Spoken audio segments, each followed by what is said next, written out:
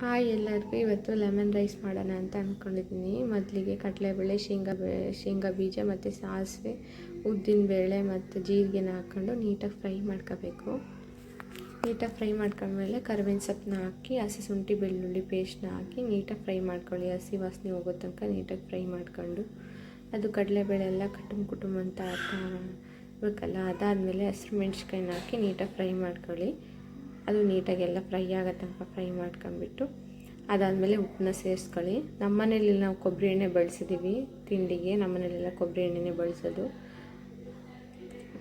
ನೀಟಾಗಿ ಅದೆಲ್ಲ ಫ್ರೈ ಆಗೋ ತನಕ ನೀಟಾಗಿ ಫ್ರೈ ಮಾಡ್ಕೊಂಡು ಅದು ಕಡಲೆಬೇಳೆ ಅದೆಲ್ಲ ನೀಟಾಗಿ ಅದಾದಮೇಲೆ ನಿಂಬೆಹಣ್ಣ ಹಿಂಡ್ಕೋಬೇಕು. ಅದಕ್ಕೆ ನಿಮಗೆ ಎಷ್ಟು ಹುಳಿ ಥರ ತಿನ್ಬೇಕು ಅನಿಸುತ್ತೋ ಅಷ್ಟು ನಿಂಬೆಹಣ್ಣ.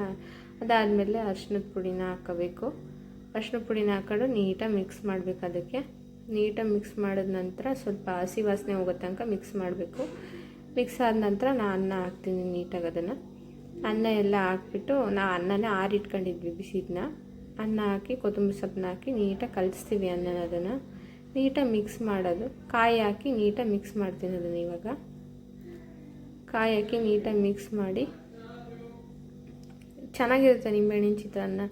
ಒಬ್ಬೊಬ್ರಿಗೆ ಇಷ್ಟ ಆಗುತ್ತೆ, ತುಂಬ ಇಷ್ಟ ಆಗುತ್ತೆ. ನಮ್ಮ ಮನೇಲಿ ತಿಂತಾ ಇರ್ತಾರೆ ಯಾವಾಗಲೂ. ಇದ್ರ ಜೊತೆ ಒಂದಿಷ್ಟು ಹಪ್ಪಳ ಮಾಡಿದರು, ಹಪ್ಪಳ ಕರೀತಾರೆ, ಒಯ್ಯ ಹಪ್ಪಳ ಅಂತ ಮಾಡ್ತಾರೆ. ಆ ಹಪ್ಪಳ ಮತ್ತು ಚಿತ್ರಾನ್ನ ಕಾಂಬಿನೇಷನ್ ತುಂಬ ಚೆನ್ನಾಗಿರುತ್ತೆ.